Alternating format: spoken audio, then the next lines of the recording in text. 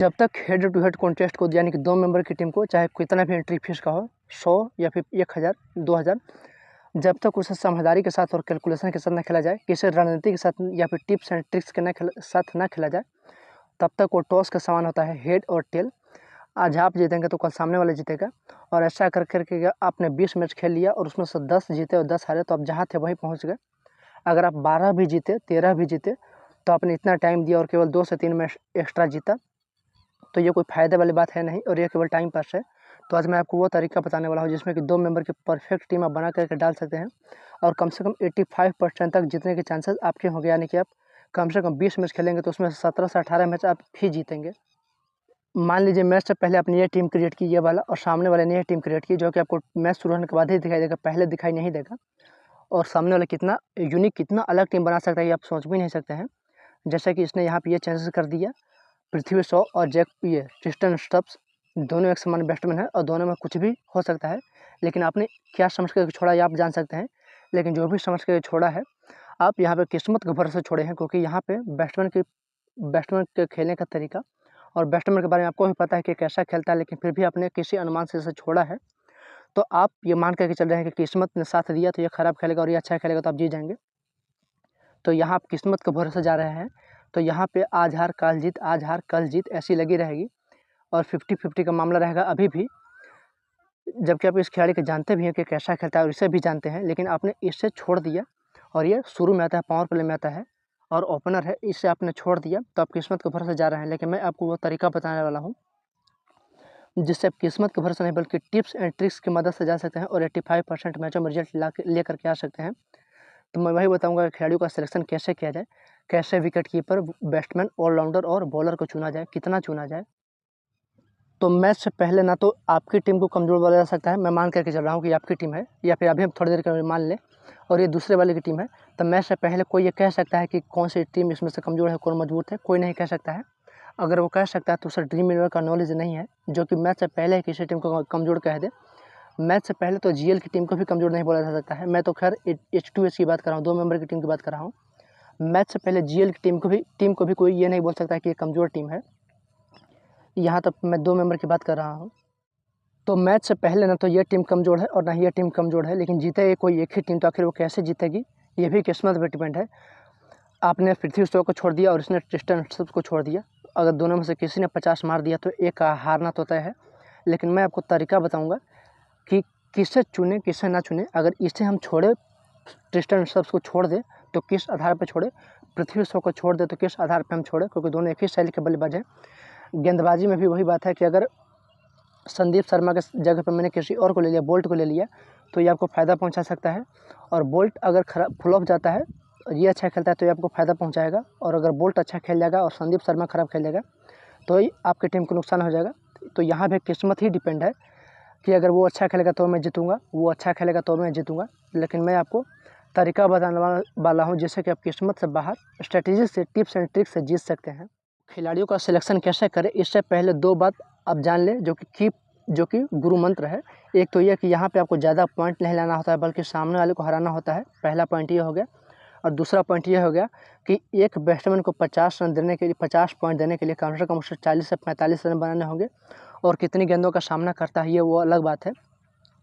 और वहीं एक गेंदबाज को 50 पॉइंट देने के लिए केवल 2 गेंदें लग सकती हैं और ये कभी भी आ सकती हैं, क्योंकि उसके पास 24 गेंदें हैं। अगर हम 25 रन 30 रन मार करके चले तो एक बैट्समैन को 30 रन बनाने के लिए भी कम से कम 25 रन बनाना होगा, तब जा कर के 30 पॉइंट देगा। और वहीं एक बॉलर गलती से भी कैसा बॉल फेंक देगा तो उसको 25 पॉइंट मिल जाएगा, क्योंकि एक विकेट पर 25 पॉइंट मिलते हैं। और एक विकेट कभी भी कोई ले सकता है, कोई भी बॉलर गलती से भी खराब गेंद पर भी ले सकता है, अच्छी गेंद को छोड़ दें, खराब गेंद पे भी वो एक विकेट ले सकता है और 25 से 30 पॉइंट आपको दे सकता है। तो पॉइंट देने के चांसेस हमेशा बैट्समैन से बॉलर के ही ज़्यादा होते हैं। लेकिन किन बॉलर को हम अवॉइड करें और किन बैट्समैन को हम छोड़ें जिसकी जगह पे एक्स्ट्रा बॉलर को लें, अब हम उसकी ओर चलते हैं। तो सबसे पहले आईपीएल में 50-50 होता है, चाहे वो 10वें रैंक का कोई खिलाड़ी टीम हो या फिर पहले रैंक की कोई टीम हो। यहाँ कोई जिम्बाब्वे और ऑस्ट्रेलिया का मैच नहीं है, जिम्बाब्वे और भारत का मैच नहीं है, ये आईपीएल है। हर एक टीम 50-50 होती है मैच से पहले, क्योंकि यहाँ सभी टीमें स्ट्रॉन्ग होती है। अब 10 टीमें हैं तो कोई ना कोई तो 10 पर रहेगा ही, इसका मतलब ये नहीं है कि वो कमज़ोर है। मैच से पहले सारी टीमें 50-50 होती है आईपीएल की। तो ये बात भी आप ध्यान में रखें और हमेशा बैलेंस टीम बनाएं। दोनों टीम से बॉलर और बैट्समैन का सिलेक्शन बैलेंस टीम से करें। एक ही टीम से किसी बैट्समैन को ज़्यादा ना भर ले और ना ही किसी टीम के बॉलर को ज़्यादा भर ले, ये नुकसानदेह है। ये तीसरा गुरु मंत्र है। अब मैं बात करता हूँ सिलेक्शन की, तो आप इसे गौर से समझें क्योंकि सब कुछ यही है, सिलेक्शन ही है। तो आप दोनों टीम के दोनों ओपनर और फर्स्ट डाउन के बल्लेबाज को ले ही ले, क्योंकि इन्हें बैटिंग के चांसेस तो सबसे ज़्यादा मिलने ही मिलने हैं और ऊपर से इनके पास पावर प्ले भी होता है। दूसरी ओर अगर हम मिडिल ऑर्डर को लेते हैं तो सबसे पहले तो उसके पास चांसेस भी कम है और दूसरी बात अगर ये चांस मिल भी गया तो क्या गारंटी है कि पॉइंट दे ही देगा। मान लीजिए कि पृथ्वी शॉ को अपने लिया जो कि ओपनर आता है और ये फ्लॉप हो गया और ट्रिस्टन अशरफ आके 30 से 40 पॉइंट दे दिया, अच्छा खेल गया, तो आपको कुछ ही पॉइंट का नुकसान होगा, जिससे हम बॉलर को सिलेक्शन से मैनेज कर सकते हैं। लेकिन इसके पास कुछ एडवांसेस नहीं है, ना तो ये पहले बैटिंग आ सकता है पावर प्ले में जब तक कि टीम की कंडीशन पूरी तरह से किसी दिन ख़राब ना हो जाए, तो ना तो ये आगे बैटिंग आ सकता है और ऊपर से इसके पास पावर प्ले भी बहुत ज़्यादा चांसेस है, तो इसके रन बनाने के चांसेस बहुत ज़्यादा हैं। और अगर आप पिछड़ भी जाते हैं तो मुश्किल से 30 से 35 पॉइंट से ही आप पिछड़ेंगे, क्योंकि अगर ये 40 रन भी बनाएगा, मान के चले कि इसने 60 रन बना दिया, तो 25 रन हम ये भी मान के चल सकते पृथ्वी शॉ भी 25 रन बना देगा, तो 25 ही और ये 60 है, तो 30 से 35 पॉइंट का ही नुकसान हुआ है, जिससे कि हम आगे मैनेज कर लेंगे। अगर किसी ग्राउंड पर ज़्यादा रन बनते हैं तो हम बैट्समैन को एक्स्ट्रा क्यों लें, क्योंकि अगर हमने मिडिल ऑर्डर को बैट्समैन को इसलिए लिया कि इस ग्राउंड पर ज़्यादा रन बनते हैं, तो ये चांस तो पृथ्वी शॉ के भी लिए है, यानी कि जो ओपनर आता है या फिर जो फर्स्ट डाउन आता है उसके लिए भी है।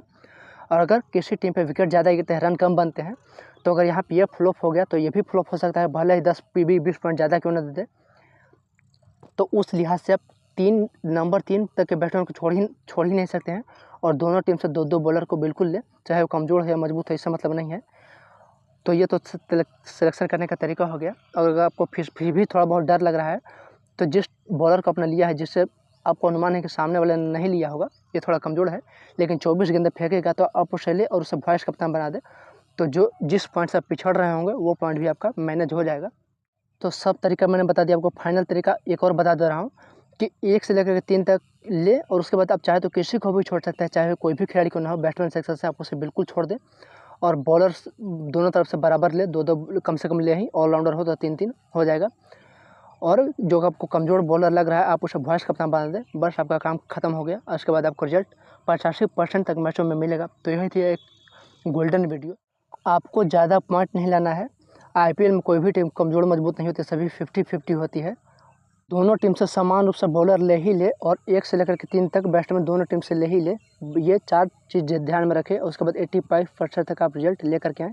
ये मेरा एक्सपीरियंस है, मैंने अनुभव किया है और आज के बाद ये एक्सपीरियंस आपको भी होने वाला है।